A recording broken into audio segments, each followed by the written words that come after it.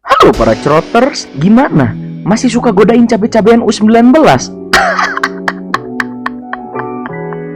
Setelah ada sedikit kendala dalam masalah merender video dan juga ada rasa bersedih saya atas kekalahan dari timnas kesayangan kita, kali ini saya akan kembali lagi menghibur hari-hari kalian yang penuh drama seperti drakor. Dan untuk sedikit menghibur diri kalian, saya akan kembali membahas film yang membuat kalian semua bernostalgia, yaitu film Ratatouille yang dirilis pada tahun 2007 dan pemeran utamanya adalah seekor tikus. Tapi seperti biasa, saya tidak akan lelah untuk mengingatkan para penikmat YouTube untuk jangan lupa like, comment, share, dan subscribe ke channel kecil saya ini. Agar apa? Jelas agar saya tidak perlu membeli rokok batangan lagi di warung Mang Teten. Dan tanpa basa-basi, kita langsung saja ke filmnya. Film diawali dengan perkenalan para karakter tikus. Dimulai dari pemeran utama yang pastinya seekor tikus bernama Remy. Dia memiliki kemampuan super yang dimana para kelompok tikus lainnya tidak memilikinya, yaitu penciuman yang tajam yang dimiliki juga oleh para tikus berdasi. Namun para tikus berdasi ini sangat tajam penciumannya kepada uang rakyat. Anjay.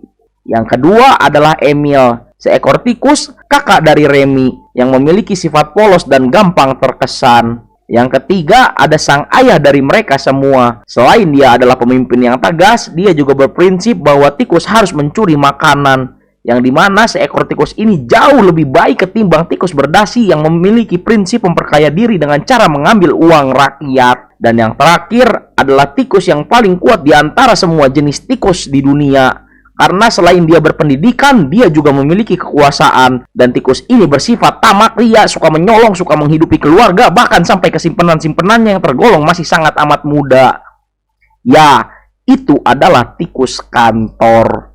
Kembali lagi pada Remy. Remy yang memiliki kepribadian yang berbeda dibandingkan para tikus lain, sering sekali masuk ke rumah nenek tua, yang dimana dia hanya ingin sekedar menonton acara masak dari seorang chef bernama Gusto. Dan chef ini juga memiliki buku yang sangat amat laris yang berjudul Anyone Can Cook, yang dibaca juga oleh Remy. Singkat cerita, Remy sedang ingin menambahkan bumbu pada masakannya yang dia masak di atas genteng dengan bantuan petir bersama Emil sang kakak. Dan dia sengaja masuk rumah nenek itu kembali untuk mengambil kunyit bubuk di dapurnya. Namun ketika dia sedang mengambil, tiba-tiba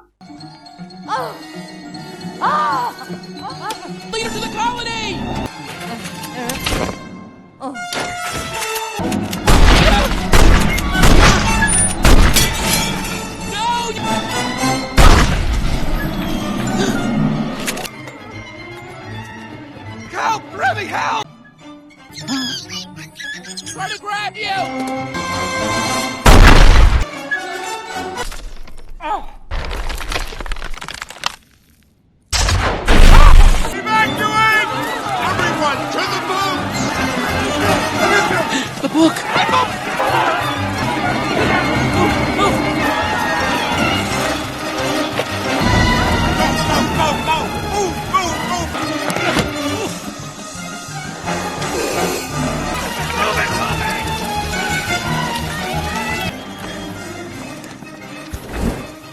Akibat dari kejadian itu, Remy yang ingin mengambil buku dari sang nenek membuatnya terpisah dari para rombongannya. Guys, wait! Stop!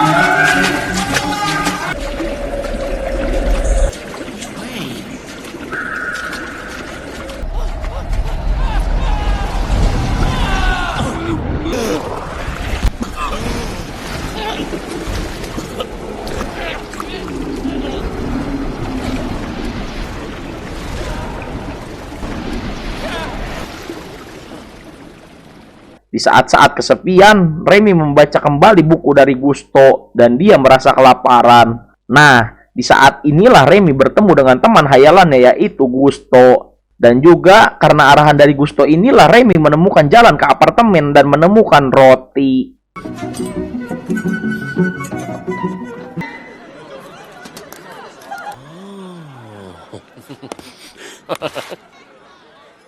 What are you doing? You are better than that. You are a cook. I'm hungry! Dude, I don't know where I am, and I don't know when I'll find food. A cook makes. A thief takes. You are not a thief.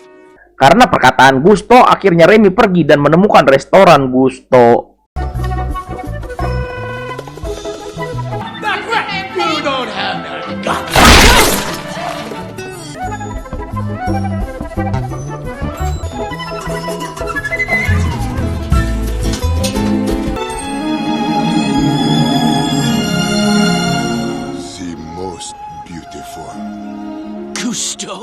Di sisi lain, di dalam restoran Gusto, kita diperkenalkan kembali oleh seorang pria yang bernama Linguini yang sedang mendaftar di restoran Gusto. Dan singkatnya, dia diterima sebagai tukang bersih-bersih di sana. Kembali lagi pada Remy yang sedang berada di atap restoran sambil memperhatikan para chef bekerja. Namun di sana Linguini tidak sengaja menumpahkan sop yang sedang dibuat, yang membuat dia malah menambahkan bumbu secara asal.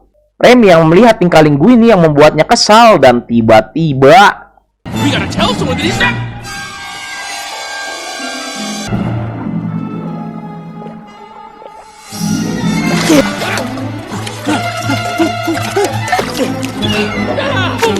Coming down the line.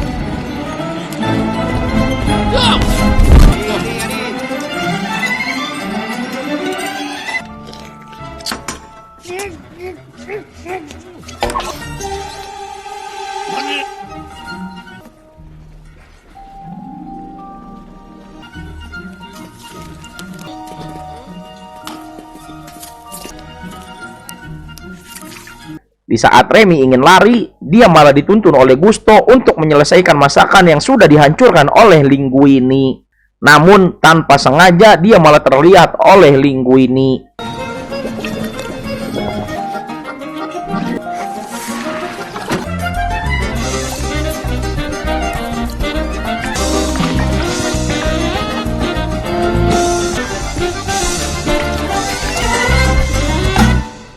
Di saat kepala chef yang bernama Skinner datang untuk mengambil sup itu, dia yang melihat Linguini memegang centong sayur mengira Linguini lah yang memasak. Namun di tengah-tengah keributan mereka, seorang pelayan datang dan mengambil sup itu untuk disajikan.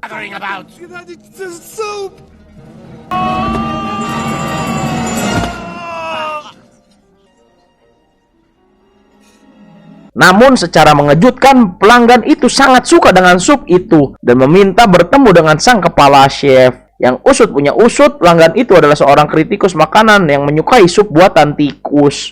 Namun di sana Skinner tetap ingin memecat Linguini, tapi itu semua digagalkan oleh Colette, salah satu chef wanita di sana, yang beralasan jika Skinner memecat Linguini, maka ketika ada pelanggan lain yang meminta sup itu lagi, maka karir restoran itu akan hancur. Dan itu membuat Skinner tidak jadi memecat Linguini dan menyuruh Colette membimbing Linguini. Namun di tengah-tengah obrolan mereka, Skinner melihat Remy yang berusaha lari, yang membuat Skinner memerintahkan Linguini untuk membunuh tikus itu dan membuangnya.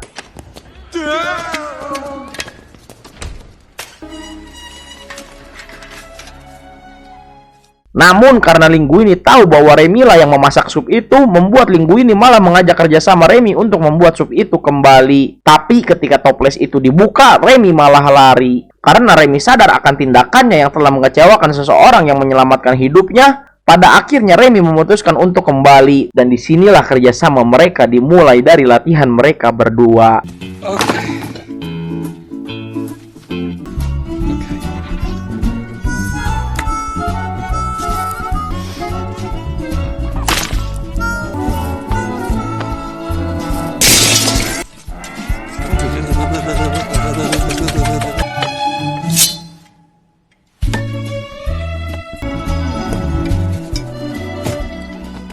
Singkat cerita, setelah berhasil menemukan cara untuk bersatu, mereka pun memulai pekerjaannya. Namun, salah satu pengunjung meminta menu baru yang membuat Skinner memutuskan untuk memakai resep lama dari Gusto yang gagal. Dan disinilah Remy membuat improvisasi.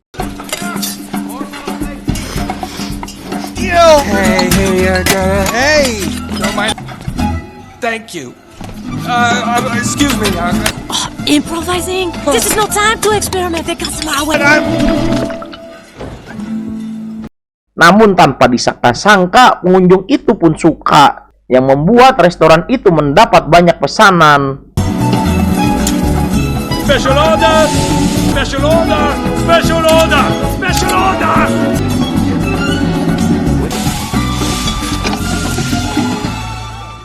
Ketika restoran itu tutup, mereka membuat perayaan kecil sebagai bentuk syukur atas keberhasilannya. Tapi di sini Skinner malah melihat bayangan tikus di topi chef dari Linguini, yang membuat Skinner merasa curiga. Dan setelah itu, Linguini pun keluar untuk menaruh Remy dan memberinya makanan. Ketika dia masuk kembali, topinya digerebek oleh Skinner. Namun, jelas tidak ada Remy di sana. Di sisi lain, Remy yang sedang menikmati makanan mewah tanpa harus mencuri dikagetkan dengan bayangan tikus yang menyeramkan. Namun ketika dicek, itu adalah Emil, sang kakak kandungnya. Karena melihat sang kakak masih menjadi tikus yang suka mengambil makanan di tong sampah, membuat Remy ke dapur untuk mengambil sedikit makanan untuk sang kakak. Di sisi lain, Linguini sedang diajak minum-minum anggur kelas cap orang tua di ruangan Skinner. Namun niat Skinner adalah membuat Linguini mabuk kepayang dan keceplosan dengan memberitahu Remy. Tapi semua niat jahat itu pun gagal. Singkat cerita, Remy melihat Linguini yang sedang tertidur di dapur akibat mabuk, yang membuat Remy mengendalikannya karena di saat yang bersamaan Colette datang.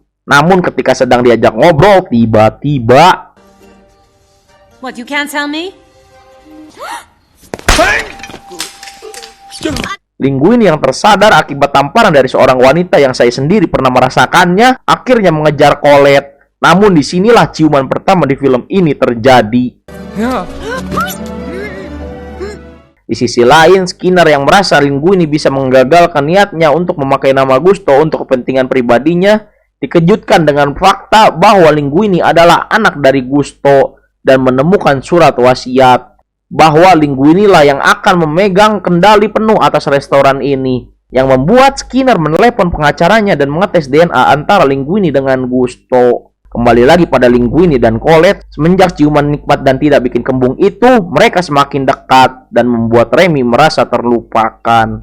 Dan ketika Remy kembali ke restoran, dia malah bertemu dengan Emil, yang kali ini membawa banyak sekali teman-temannya, yang membuat Remy terpaksa untuk kembali mengambil makanan untuk mereka. Dan karena pintunya terkunci, membuat Remy mengambil kunci itu di ruangan Skinner. Dan tanpa sengaja malah menemukan surat wasiat dari Gusto. Tapi ketika sedang asik-asiknya di ruangan Skinner, Skinner pun datang, yang membuat kejar-kejaran pun tidak terelakkan lagi.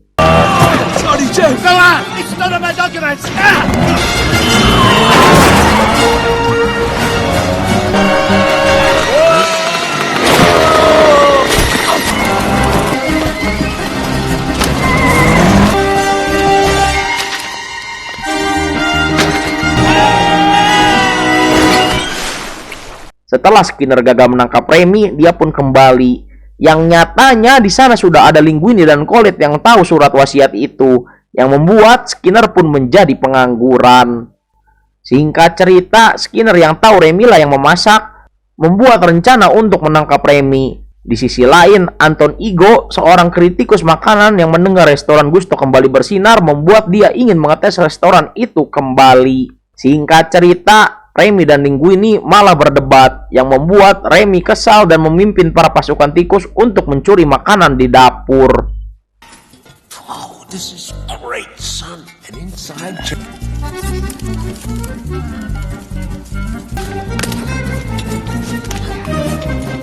Namun ketika sedang asik mencuri, tiba-tiba Linguini datang dan menyesal atas perdebatan itu. Tapi Linguini dikecewakan setelah tahu Remy malah memimpin pasukan tikusnya untuk mencuri makanan, yang membuat Linguini mengusir mereka semua dan berkata kepada Remy bahwa dia tidak ingin melihatnya kembali. Karena kejadian itu membuat Remy hancur dan malah terperangkap di jebakan tikus yang dibuat oleh Skinner. Singkat cerita, ketika pagi menjelang, Anton Ego datang ke restoran Gusto. Tapi Linguini yang tanpa dibantu Remy itu bagaikan diriku tanpa dirimu. Anjay. Di sisi lain, Emily dan kawanan tikus lainnya berusaha menyelamatkan Remy dan tentu saja berhasil. Setelah berhasil lolos, Remy pun kembali ke dapur yang membuat seluruh chef ingin membunuh Remy. Tapi itu semua digagalkan oleh Linguini. Sekalian dia mengaku bahwa selama ini dia dikendalikan oleh tikus kecil ini, yang membuat semua orang kecewa dan pergi. Sang ayah yang melihat Remy membutuhkan bantuan akhirnya memutuskan untuk membantunya memasak dengan memimpin para koloninya.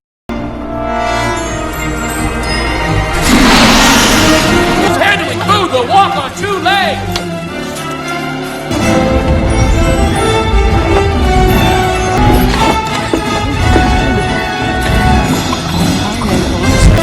Make sure that steak is nice and tenderized. It's supposed to sound like you were painting a picture. Not too much vinaigrette on that salad. Spoon down. It's good. Too much salt.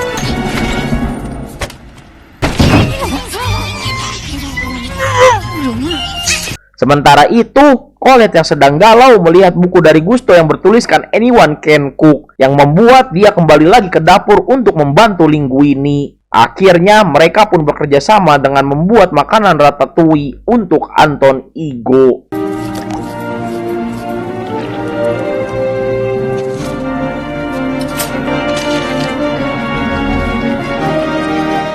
Setelah selesai, makanan itu pun disajikan kepada Anton Ego. Dan ketika dicicipi oleh Anton Ego, dia merasakan kenikmatan yang sama ketika dibuatkan oleh sang mama.